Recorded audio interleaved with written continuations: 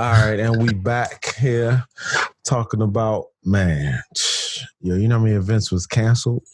Man. Yeah. Like, if your event was canceled this year, I feel like, first of all, I started with my birthday because my birthday is in March. I mean, yeah, your birthday, Bill Mania was canceled. That was the first event. Oh, R.I.P. Bill Mania, which Bill Mania was like the official holiday to celebrate my birthday. And once they say you can't have more than 500 people in one, and it happened literally the weekend that stay at home, like. I remember talking to you about because it was ever growing. Like we had talked about it the week before, and we were deciding between Miami and Vegas. And then we was like, well, Vegas is closer. Let's do Vegas. And then we got the tickets. You got the room. Like everything was gonna be legit. And then it was like every day there was like a new news story.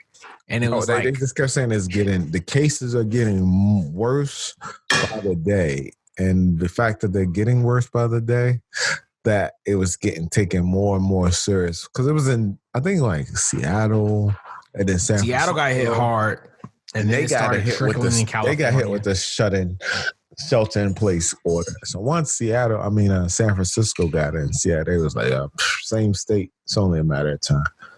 And I was just like, all right, my birthday at a local spot, that's one thing. And you don't pay until you walk in, right? You don't have to put the deposit down for nothing, thank God. But like all the concerts, so the day they was talking about like Essence Fest, done. But they was like, we might not have nothing in 2020. And the only thing about the events cancellation, if you had a policy where they said, you know what, obviously we don't have refunds of concert events because it's too much of a hassle. If I was a promoter and somebody, wanted, I'd rather just say no. Yeah. And then just resell your ticket. No. Yeah, it's very simple. And just resell your ticket. Yeah. And then but you be liable if it's something that you can't perform, you have the right to pay all these people back. So you're in a situation where it's like, it's out of my control. But most people have policies where they say, if the event is not canceled, meaning it's only postponed, or it's canceled but it's postponed, they kind of like, all right, your ticket is still of value and it holds up. It just rolls over to the new date. Where some of them are like, it's canceled, it won't happen, which most promoters are not like that.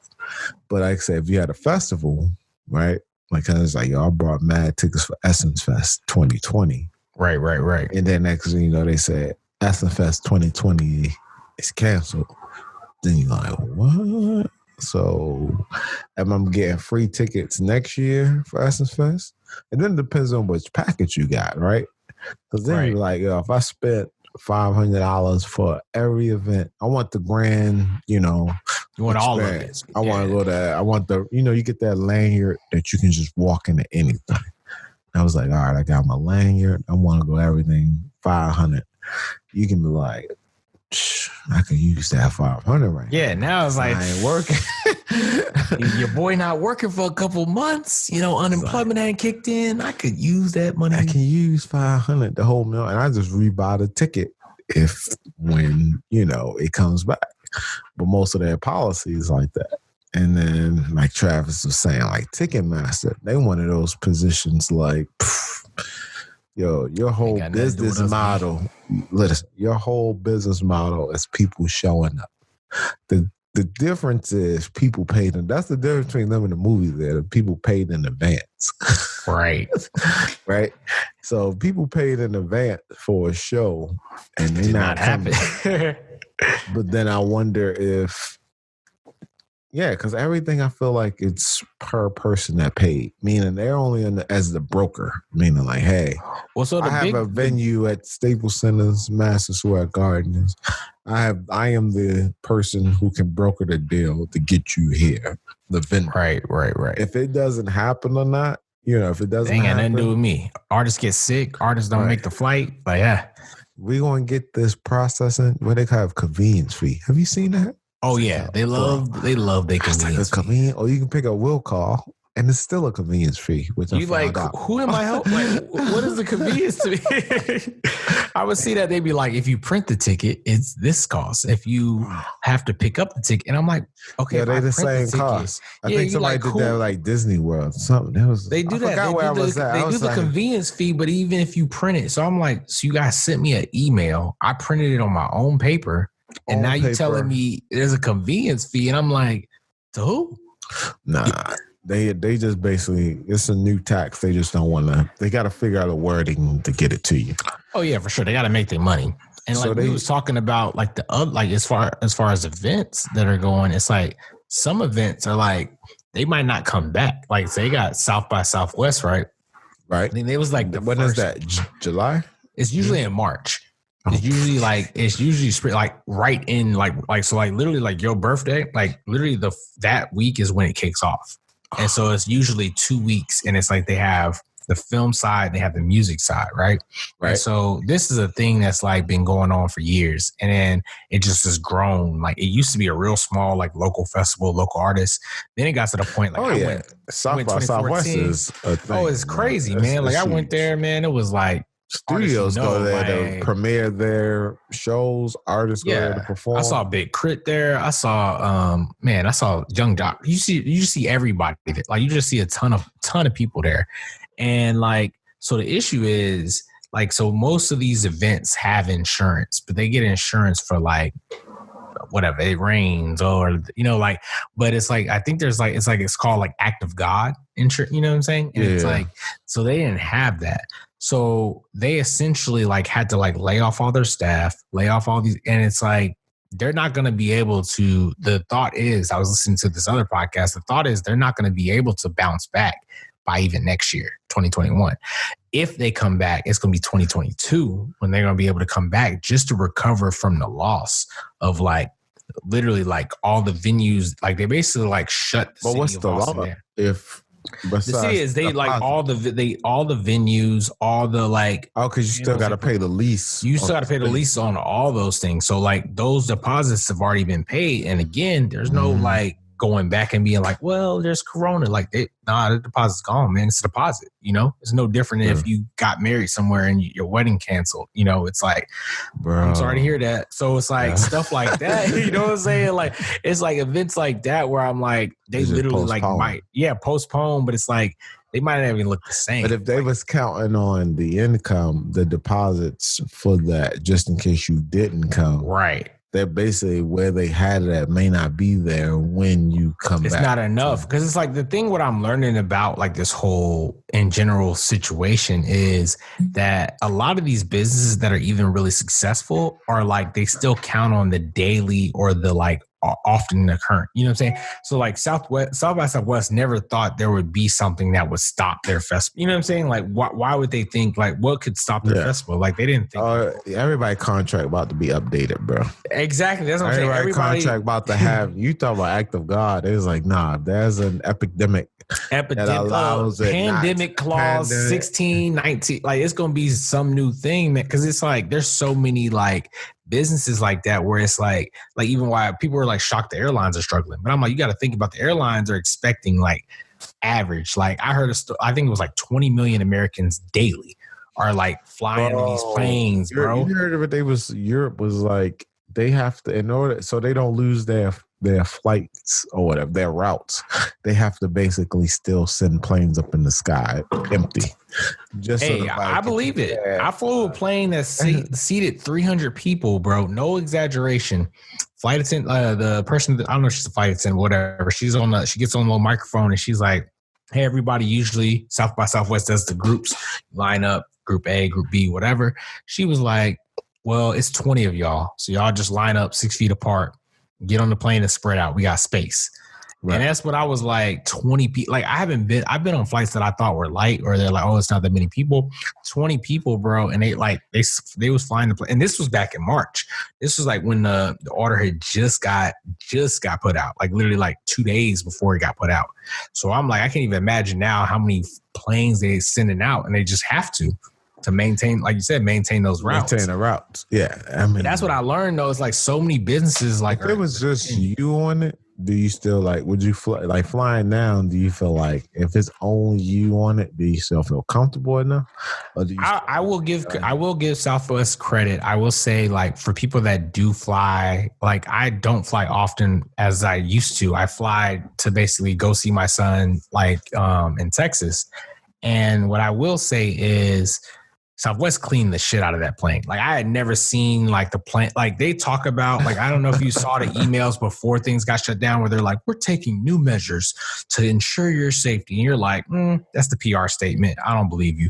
But I'm telling you, when I like walked on the plane, like smelled straight of just like Clorox. Like I was like, I could see the shine from the seats because they had just wiped every seat down. And then literally like the flight attendants were like, it's 20 y'all on this flight, spread out. Like she was like, do not, like, she's like, you can literally have a row to yourself, but she's like, do not bundle up to the front. Like she's like, spread out on this plane. Like y'all like you could tell she was it still boarding groups or was everybody no A? It literally was everybody was A because there was no reason. There was no B, there was no C. There wasn't like, oh, you A in this. It's like you looking at people's numbers like, oh, I'm actually pre-board. Are you the pre-board? It didn't matter. They didn't do none of that, bro. None of the if you're military personnel, please come. They didn't do it. Was literally like, it's 20 of y'all, just line up, get on the plane, we about to fly out. It was the weirdest. It was eerie, honestly. Like I tell people, like, not to like encourage you to go, but like being at the airport like that, like it was like so creepy how empty it was. Right. Like it literally feels like when you catch that red eye and it's like nobody but the people just cleaning, like they just cleaning the floors and shit like that. It's a beautiful feeling, bro. It was great. So it was like, I just could sit there. You got a whole row to yourself. Bro, I'm talking about a row. I'm talking about a row and the other row. Like if I could just like, I could throw my bags on the row across from me. I could just put my backpack on that row and I could just put my feet up on my row. Like it was great because it was like nobody, they didn't do the service. Like usually you get the juice and the cocktails. They literally came by and you could get a can of water. That was it. Yeah. It was like get a can. They had a napkin so you could wipe it off. Like if you was like just to wipe, they had gloves on, but just if you wanted to wipe the lid off or whatever. And that was it. So it's an eerie feeling, man. It's definitely eerie, but that's like the thing that kind of just tripped me out about the whole circling back to what we was talking about. Just like so many industries that just thought like, this is what it's always going to be. Like we're going to have these concerts, we're going to have these events, and like, what's going to stop the train? Like we just going, what business models before this? Like, I feel like every, you know, how we was talking before, like every type of, I feel like every 10 to 15 years, something happens to, you know, besides 2008 and the recession, which basically allowed for more e-commerce, right? Right. That was like the new big wave. Like if you ain't want to be in the store, you want to stand in line, e-commerce became. Like, we here for you. We got it. Became the new, you know, so I was like, and then, you know, self-checkout came. Like, I've just witnessed things over my lifetime of how... Well, yeah, we're in a generation, people man, have just saw some... they were just comfortable, and then they just was like, you know, they had their hour set. Like, oh. I think I remember people used to argue about the self-checkout, like who was cashier. I do remember that. I was just like, wait, it's like they taking out jobs by giving it to computers. I was like, look here. I was like, if you ain't trying to be an engineer or the person who fixed the machine, a technician, right? They're like, repair it. I was like, you might want to. I even thought about the animation. Like, you know how they show you how to put in the dollar? Oh, yeah. Insert your dollar here, facing up. I was like, somebody gets paid to put that. You know, yeah, that's a whole new.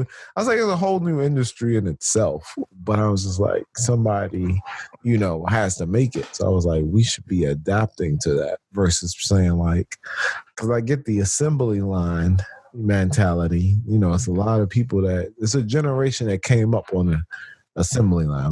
Right. And it's like jobs you just used to having. And it's like people don't think about like, hey, like there'll be a time where these jobs just don't need to exist and people feel uncomfortable. But it's like you said, like instead of feeling uncomfortable, like my assembly job line is gone. Bro, it's like you said, think about GM, like GM.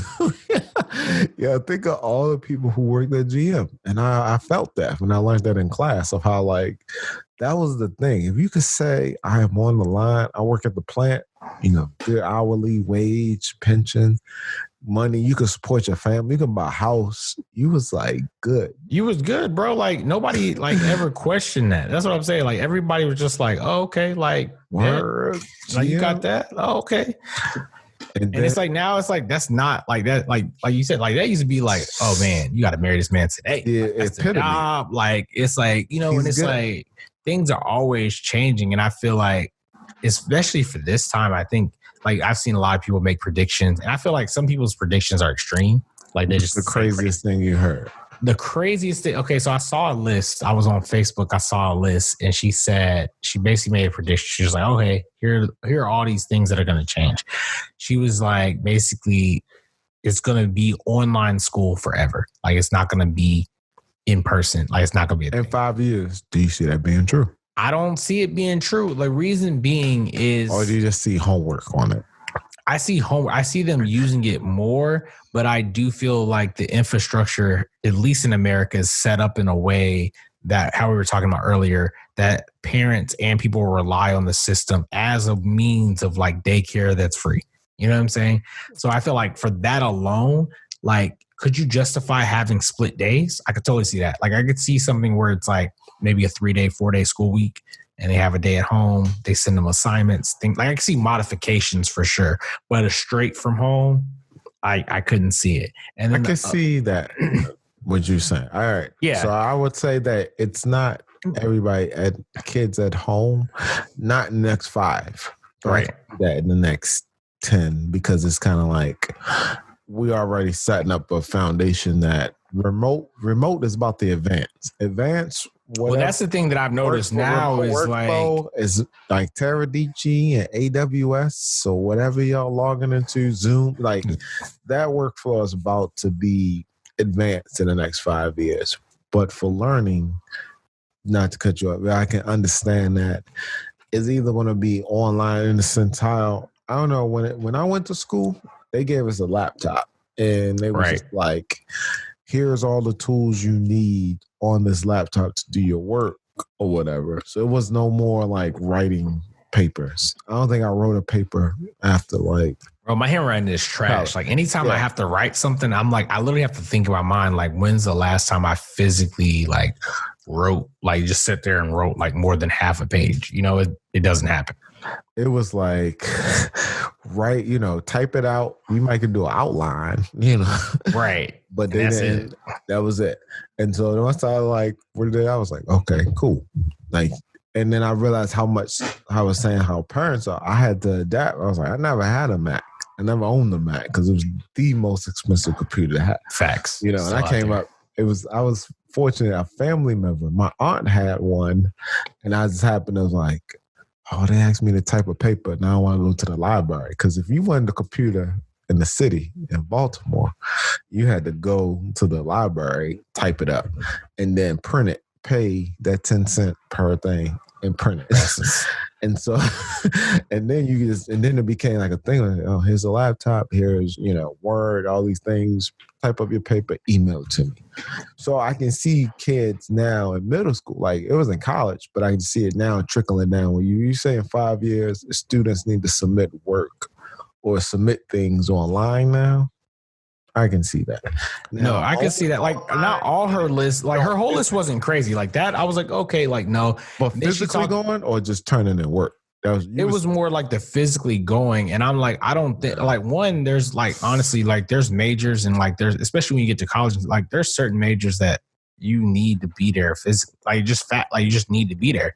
And hands-on training. Like the type of training you want to get is that. You're paying for that. Like even for me, like going to film school, like, yeah, there's online film school things or whatever. But honestly, the biggest thing, you got to really be in it with people. Like you could just see people's creative. Like I had people that were so creative that would just, the shit they would do in like a lighting setup and things like that. Are things that like, can you be a grip online? Can you learn to be That's what I'm saying. Online? Like, how could you learn to be a grip, like to like gaff tape and wrap cables and like the ability to go to a school where you have, like me and you went to film school where they had those resources where like our parents couldn't afford that, you know, like film equipment is expensive, you know? So it's like, you can't like, I didn't know and understand like even like a mixing board. Like I used to see mixing boards on like TV, and that like it used to freak me out until like I went to film school and I actually got to put my hands on one. Then I was like, oh, okay, these knobs do this does this.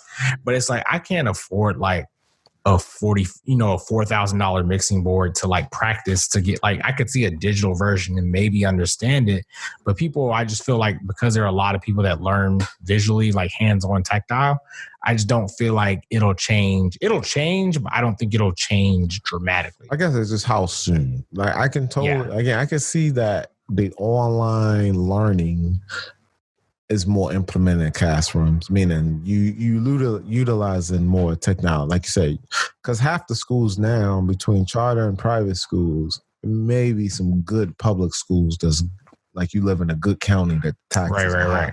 I can totally see them giving you a computer, like.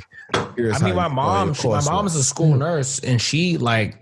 The area she's at is it's like a mixed bag. It's like middle class, underprivileged kids, and they gave everybody a Chromebook.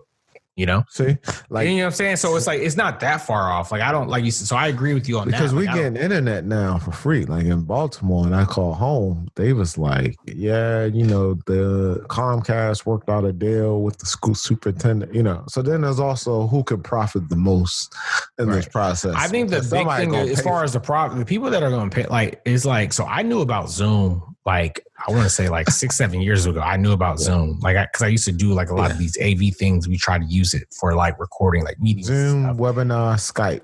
And so even with Zoom is a lot of people are using Zoom. But like even what I noticed about Zoom is not ready for this influx of people using Zoom. Like I was just on the phone with my family on Sunday, and it was choking. Like it was just like literally like. Is that Zoom or the Wi-Fi though? Because I've been in one. I have like 50 on Fridays. We do a Zoom call. We have like 50 people, all the artists in New York and here, and it's literally because you got to think of your bit rate. How much internet you have. That's the one thing I did, like as far as talking about things that change, but I upped my, so it's like, that's what I don't know is how their system works. Is it like the Zoom server? Don't know. Is it that, like that's, and they don't know either. Cause like all I knew is my internet was good. Like I upgraded to the ultra spectrum. So I was like, I had 450 down, 20 we got up. 400. No, it's 400 down, 20 up.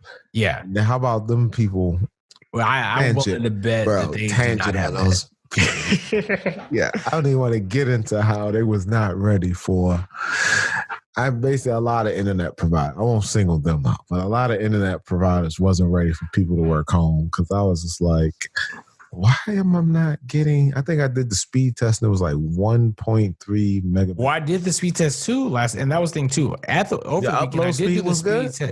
My speed was download should be good, but the download dropped to like 60, and I'm like, I'm not doing anything, and I just gave y'all some good money, so I'm like, my bill is paid. Like, what are we talking about, man? Like, what are we doing over here? And so I feel like the one thing that will come out is like they'll be ready. Like, let's say we like get off lockdown in like, let's say May or June.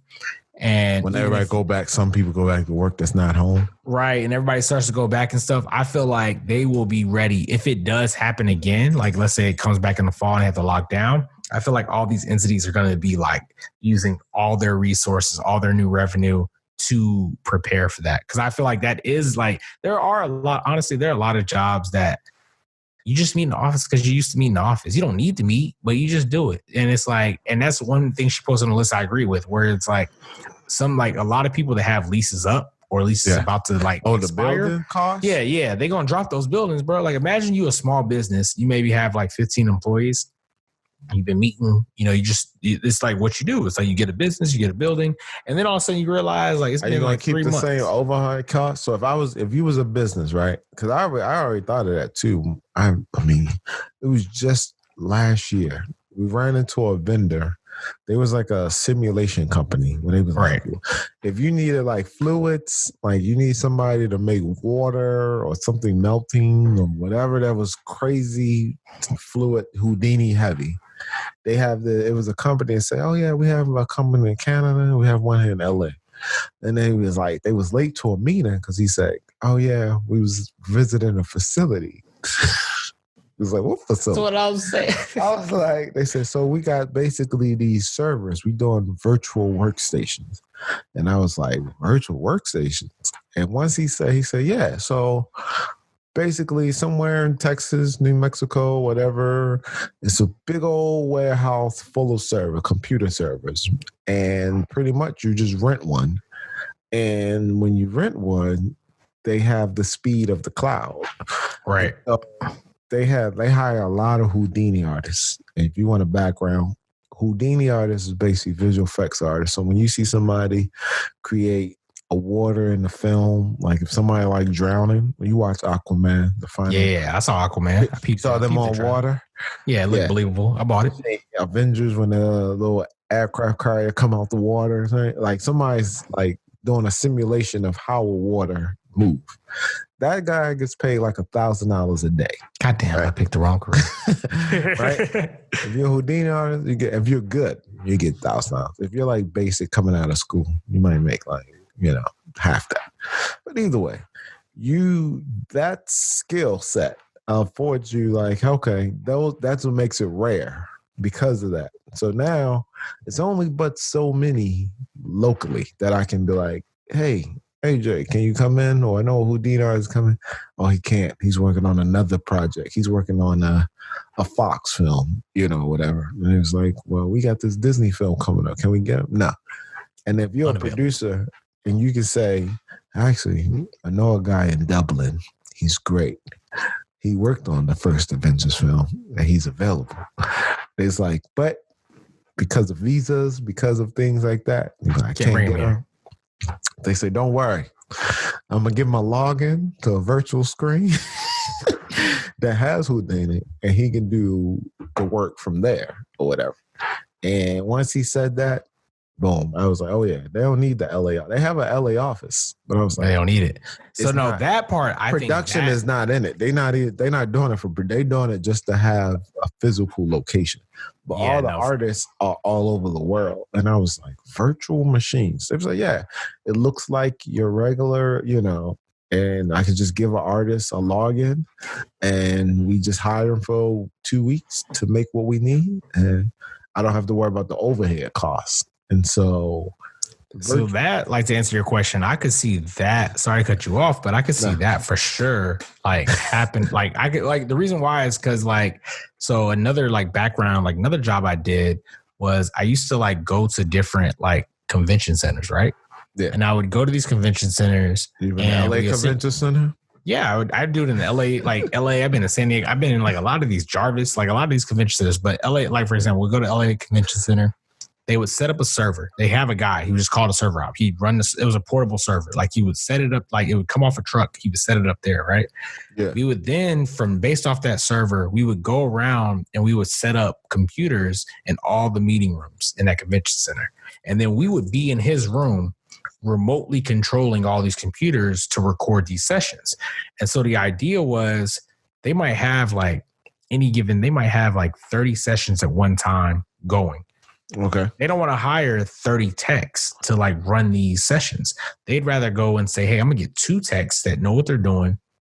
They'll set up the systems in the computer, set the computers up, the audio or whatever. They'll do a test and they'll monitor these systems from this other room in the convention center all week. So the idea is like, I'm paying 2 guys or whatever. For the price of one. For the price of one. Because like you got 30 rooms going versus like the old mindset would have been, oh, you want these sessions recorded? Okay, I need a tech in every room. So you got to pay 30 people to do that. So they besides the overhead cost of space, what would be the advantage of companies now?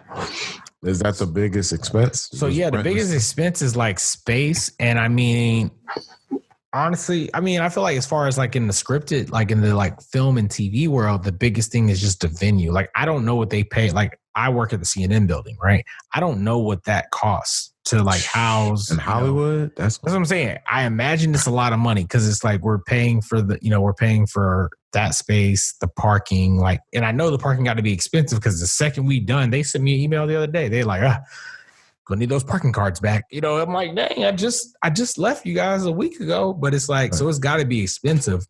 But I feel like parking is like real estate in itself. It's like gold. It's like it's like gold. You got a spot you could just park at whenever you want, like in Hollywood. Like, so I feel like the interesting thing is if they took that model to the job I was talking about and they put the server, because the biggest thing as far as editing is the speed of like it doesn't matter. Like, you know what I'm saying? You don't want the lag. It's like if I was just doing the like assistant editors, like you can do a lot of stuff remotely. Like I do it all the time. Hop on like TeamViewer, log me in.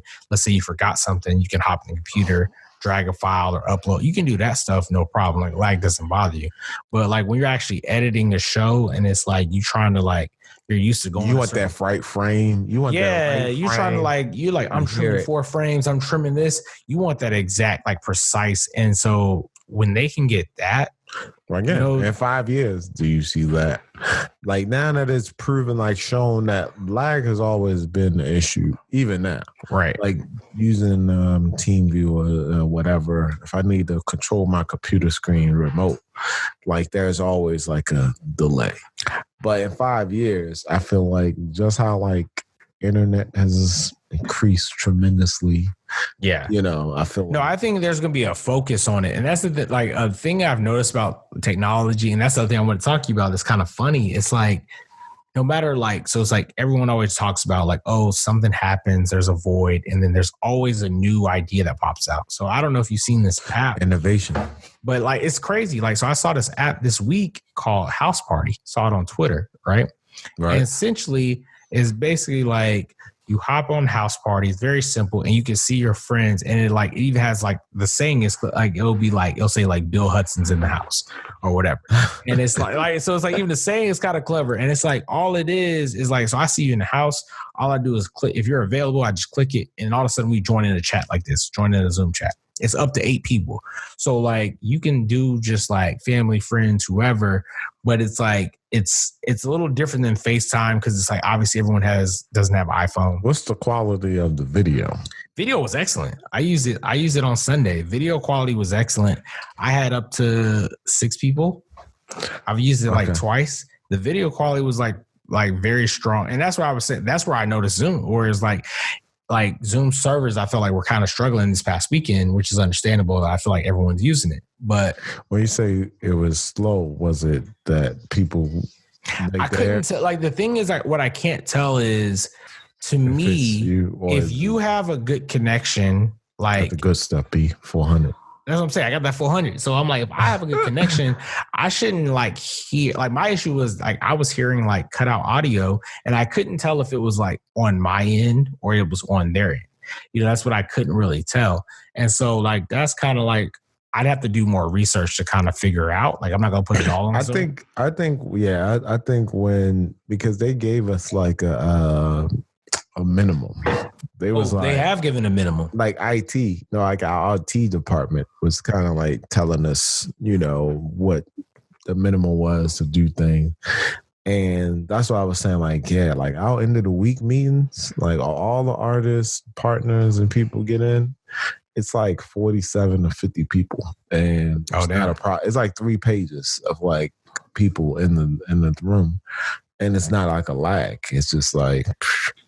Everybody, like some people have like those virtual backgrounds and everything. Yeah, no, I've seen those. And that's what's curious to me. Because even people on their phone, though.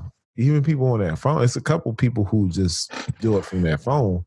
And they look like, you know, you hear them, you see them. Because that was the only time I noticed it was like a pretty bad, like it was almost like not unusable, but it was pretty bad. But it's like me and you talking, I've had no issues. Like it's like, like as if I'm in the room, like it's been clear. And then some people with like 10 megabit, like 10, 20, you know, megabit. I know, and that's the thing I haven't really, because it was like family where I was like, do they really have the fastest internet? Like, and so I kind of thought about mine. I was like, I'm not really sure. They might just have got the basic. 60 used to be the move. Remember, like we had 60 back in the day in college. It was like, we got 60 megabit.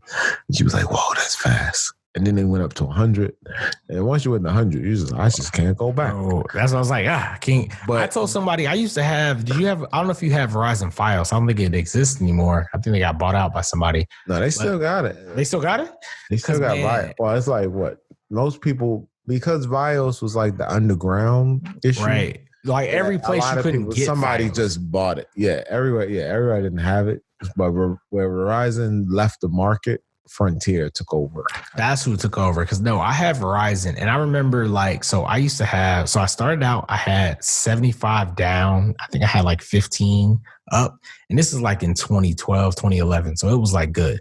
But then I remember I've been with them a year, and they sent me an email, and it was like, hey, thanks for being a great customer, paying your bill on time. So because of this, we're going to raise your speed and we're going to match your upload. So I had 100 down, 100 up. Oh God. I was living, when I tell you, I had a job, bro. I literally had a job where I was supposed to go in the office, but they would let me stay home because they were like, our office doesn't have this in. They would literally call me in. They would literally be like, hey, AJ, we pay you can we pay you a little extra? Can you just upload? We got 20 gigs of files. We got to send to a client. And I'm the only, they have an office. No, the company wouldn't even pay for that. They couldn't even get it. They couldn't even get it. That's what I'm saying. I think they would have paid for it if they could get it. Yeah, I don't think those speeds back then. You had because I think back then you were sharing a lot of the bandwidth or whatever. Bro, to this day, I don't know how they did that, but it was like a switch. I'm talking about I got the email, and then I'm talking about 5 minutes later, I did a test, and I had it. And I was like, yo, Vios is underground. It's fiber optics. It's fiber optic crazy. So somebody literally has to drill underground, connect wires, and boom, you set. So how your CNN building? Yeah. Boom, connect from your building, and then you see where we are at the well in Vine. And that's a mile or so. And basically somebody will set up a connection and you kind of just talk to each other instantly like that. That's literally how Vios. Oh, okay, that makes sense. And so when I had that, everybody else is by phone line. It's either DSL, which means you plug into the phone jack, and it was the modem. Yeah. So that was the DSL was the thing. But again, if everybody's using it, the throttle, you only could send so much at a time. Oh, I got you. And then they came out with cable internet. So cable internet was more stable because it's kind of in those wires up in the tree, on the pole. Right. And it's kind of unless there's a storm or that pole falls down, it's more consistent. You don't have to worry about weather. If it's a telephone line, it's oh yeah, your telephone's down, so your internet's down. But if it's cable, it's more consistent. So you had basically three options. It evolved. And now cable has basically yo, we can just throttle down signals down to little dots, little packets, as they call it, little packets of information that just gets to you way faster. Because that's the thing I did notice. You don't notice the difference of cable and DSL. I don't even know who DSL. I think Frontier. No, somebody was trying to offer that crap. No, somebody tried to. I had that shit when I was in Koreatown. Yeah, no, it's trash. No, don't insult me. But yeah, no, the innovation is kind of crazy, man. It's just so funny how things pop up. Yeah, when I saw that after part, I was like, how long? And apparently it's been around, but it just nobody was using it. And now people are just realizing, oh, is it just because of the multi-video feature? Because it was something before. It's something that I saw this GIF that was kind of funny, or this meme. It basically said Skype was the Warriors. And basically Skype had a 3-1 lead, and then blew to 3. I saw that, and I was kind of laughing because I'm Skype really has been Skype been around forever, and it's but nobody. You know what happened? They got bought by Microsoft. That's what happened. They got bought by Microsoft, yeah. And they retargeted to be oh, we want businesses, because you remember it was the alternative, but everybody got iPhones too.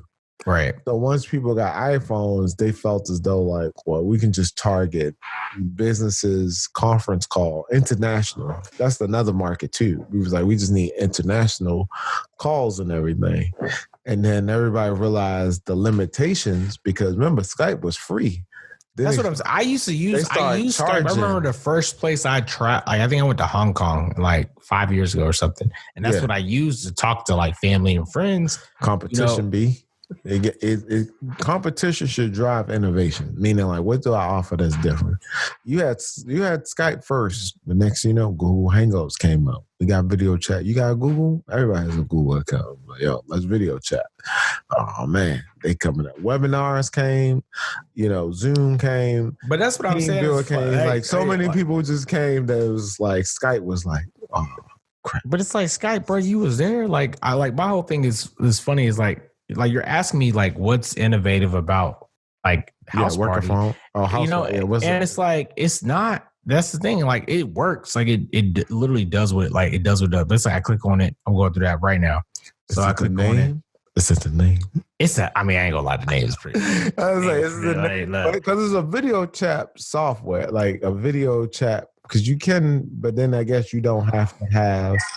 So you go on, and then you literally just say like, "Hey," like I hopped on, and then someone's like, "Hey, you're in the house," and then I'm like, "Look, I just hopped in. I just jumped to the party." They're just like, "Hey, what's going on?" I'm like. It got random parties. No, you just hop on, and it's like you pop. Like I didn't even know how I was in a party, but now I'm in a party.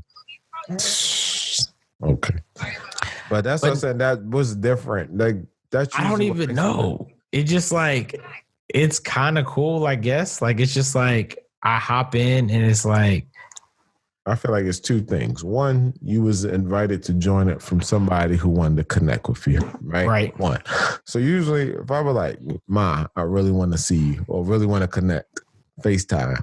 She didn't have an iPhone. So I had to find an app, show it to her, teach her how to use it, say, hey, I can't FaceTime you, but I want a video chat. Download this, you know what I mean? And you walk you through it. So one is just whatever familiarity with whoever sent it to you. Two, if as long as it has the same functions, like it's not less than what you already know, like how you used to Zoom or whatever, meaning that if it was trash, like the video quality kept failing and then you like, look, I got an app for you. Just download this. You would basically convince them to try something else. But because it works, you'd be like, oh, this works. But then, hey, house party, we can't party anywhere else. I think. Well, I honestly, what I think it is, I feel like the party aspect of it is very, like, I feel like they thought about the idea and they just didn't market it well enough. The name was great, but they didn't market it well enough. But like the idea where it's like, if I go in or you go in and say Bill's in the house, you're like, oh, Bill in the house? Let me hit him up. And like, it's just is that simple. It's like, it's very like, so for example, your mom, like is not, you could show your mom this app and I would say no exaggeration. Like she doesn't have to be like the most technical person. I would say like 5 minutes and she would know how to work it versus like, even Skype is not that intuitive. Like you'd be like, okay, well, download this. You call the Skype. You do, it's like, it's too much. And I feel like the big thing with house, it's like literally like download the app, you sign in and it's like, here are your friends and you just hit join. That's all you do. You say, hey, I'm to join this party. And that's literally what happened. Like I logged in to show you and it was like, two of my friends was there and it was like, hey, let it do what it is. And I was like, I was in the party. I was like, oh, how did this happen? All right. So then the real question is like, who owns it? It's like Russia. That's the thing. I don't know who owns it. But what I'm telling you, TikTok is owned by who's about to own it is probably Facebook is putting in an offer right now. Words. I'm just saying, like, these don't last long. Like TikTok, like Vine used to be a thing, then Twitter bar. Like, that's the one thing. Social media is very monopolized in the sense of like, you can come and make a great idea and like be popular for a second, but it's only going to be for a second. Somebody's going to buy after party. Like somebody's going to buy, I keep calling after party, it was house party, but it feel like the after party. But yeah, somebody's going to buy that and it's going to be a wrap. What do we not touch on? Is there something you want to in these last minutes, to get the people something to hold on to before we're like halfway through the month of April. So, and pretty much like just it's kind of like we're in the in between. It's like, things about to open back up. And my fear is that like they've been lying to us saying like, we all knew all along we wasn't going to open this thing back up till like June. but they was like, we can't cause people to panic, or chaos. So we're just going to keep doing 2 weeks at a time and extend it. So it's like, what do you do in between that time? Because to be honest, they only plan for everybody to be off or to be, in this limbo up until I think it's May 31st. Yeah. Because I think that's when the extra $600 on top of it runs out. Right. So meaning if you don't have something or figured out by the end of May, then you're kind of screwed. So I was hoping, which is so weird, that by 4th of July weekend is open up, either Memorial Day or 4th of July weekend, to be back to where. That's kind of where I'm at. If it's open, then I'm I feel like, okay, it's it's best case is Memorial Day, but I'm preparing for 4th of July weekend. Yeah. If they do it on Memorial Day, meaning the end of May going into June, and I only go by that based on how this production, how productions are going out here in LA. Because out here, they're just being that's the biggest thing, man. As long as buildings closed, we in post. So we in post, you can't edit nothing. I know. And it's it sucks to be for me, this is the first year where it's I put in enough work where it was I was just going to jump to the next thing. Everything's going to be gravy. So it's that's how it's affecting them. We just been blessed. It didn't affect us yet. But in the end, It's going to trickle down to everybody.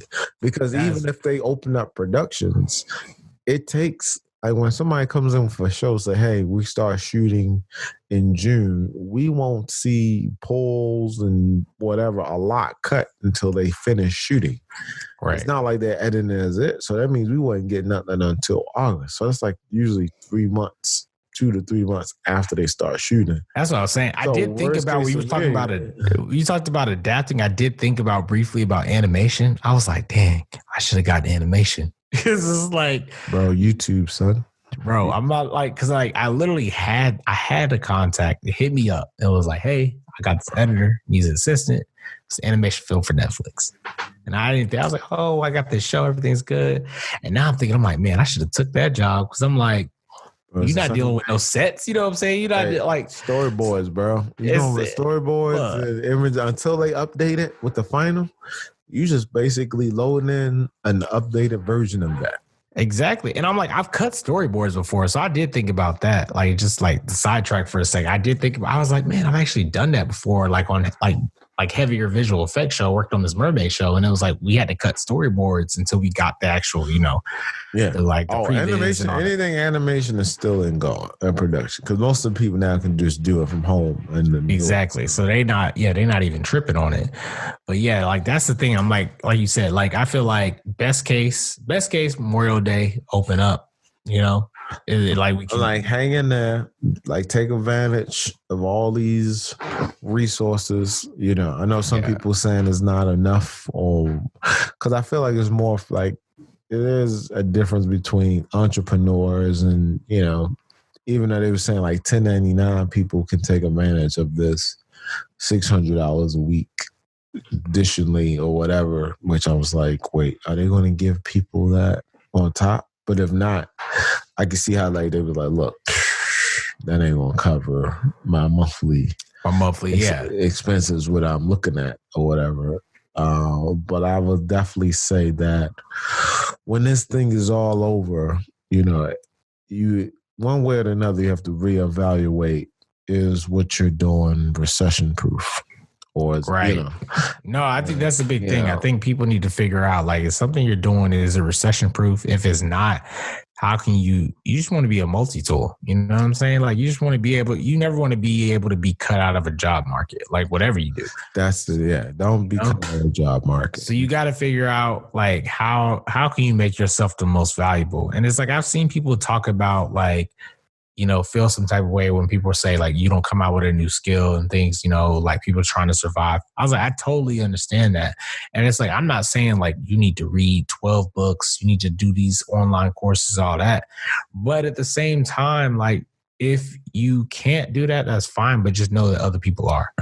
You know? Exactly. So it's like you gotta come out with something different. Like, I'm just being honest. Like, if not, like, you could. It's like deja vu, bro. Like, I remember like this time when, like, because it was just like the recession that hit, like right out of, so you remember 2008, 2009.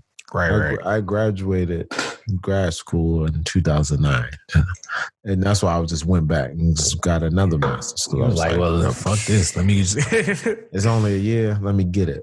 But I remember just feeling like while I'm in here doing this, I started getting exposed to what there's another market for, right? So there's always going to be marketing, branding, and then tech was coming up. Meaning that there's somebody to code, but then all the same jobs that you do outside of, entertainment, apply it to that, which is on a corporate level. And it's more aggressive and it's more, you have to provide more results. But it made me reevaluate that, like, you can make money because somebody's going to be like, hey, I can't afford to pay this. That's how usually recessions work, right? I undercut the market. And it's like, look, I got a budget. I can't afford that. Can you do this? And usually the people who say, I can do this for this rate, which is cheaper than what people like, I do this for a living, son. How you were saying, like, we compete with people who are, everybody's laid off. So when everybody's laid off, you compete with the best of them. That's what I'm saying. It's the Wild Wild West out here, man. Then the only thing that's going to get you that money at the end of the day, like, that person still is going to pay somebody. They just only going to pay them at this rate. So it's kind of like, I fit into that bracket, right? And then, like I say, it's only going to get better. It's just not going to get as fast. That's the realization, that as fast as everything closed down, they saying that it's not going to open back up as fast, like instantly. Right? Even when they relax, I only can bring half of my employees because think about it, if I own Macy's, I'm not bringing the full fleet of people there because you're not even confident the full people are going to come back to the stores, That or a full fleet of people is necessary for the amount of people that's coming in the shop. Right. I think it's only going to be a certain percentage that was working or feel comfortable enough to spend money that soon. Right? For like in that type of sense. Yeah, no, it's going to be a trickle down effect for sure. Like, I don't feel like for example, I feel like, people might be going to buy $150 cologne. Right. That's the first thing you're going to do. The watch sections, the perfume, when you go on a Saturday, everybody's spraying shit in your face. They all spraying. But like after that, it might be like one person to be like, I can handle this. One person handling the whole, like holding it down. No, I'm curious to see that because I do like to talk about that. Like, I do think like it'll be interesting to see because I feel like even when they relax things, like, are people really going to rush to like really large event? You know what I'm saying? Like, yeah, people might go to the bar, people might go to the club, but like, are you really going to rush to like, I'm going to go to a basketball? Even then, they were saying when you come back, you still going to feel like you're in it because people having on mask. Right. Because they were saying like, your waiter may be serving you with a mask on his face, which, it's crazy out here in these, fast food and to-go places, and like, they don't even have the equipment. I was like, why they don't have? If they're deemed essential to serve food, they don't even have the mask to stop the spread or even to protect themselves. That's why I have felt good at this places I have gone and seen it because I'm like, okay, at least they like care about their employees and giving them, like I go to Trader Joe's, they got a dude, literally his job was sanitizing baskets. Like that's all he was like. He had literally like 2 big old sanitizers. He had the wipes and that's all he was doing, wiping down baskets. That was his job. And so, but not every place is like that. So it's kind of like, I don't know. It's like, it's interesting. It's like a different world. I mean, I know I'll be excited once we out of it. Cause I know we shoot the shit about everything. So we'll have a bunch of shit to talk about, but like, I feel like this is everybody's life right now. So, we gotta hit it. Hit it, bro. It's affecting all of it. Like anything that we was used to, like I think definitely it's going to change. And I think it's going to only make you stronger and prepared for the next one. Like I only remember what it was like 2008. I can only imagine what people thought in 2001 after 9/11, and then I only can imagine before that, when people were, were starting to the revolutions. When those revolutions started, it usually starts with an idea or something like that. So exactly, yeah. No, stuff's gonna pop off, and it's like I'm just here for the ride to see what what's gonna be. There we are. All right, then, my man. Until next week, thank you guys for tuning in to the Three Fly Gents podcast. Be sure to catch us on social media at Three Fly Gents on Instagram, Twitter, and Facebook. And until then, everybody stay safe, stay healthy, stay easy. Hey, exactly. And we out here. Peace.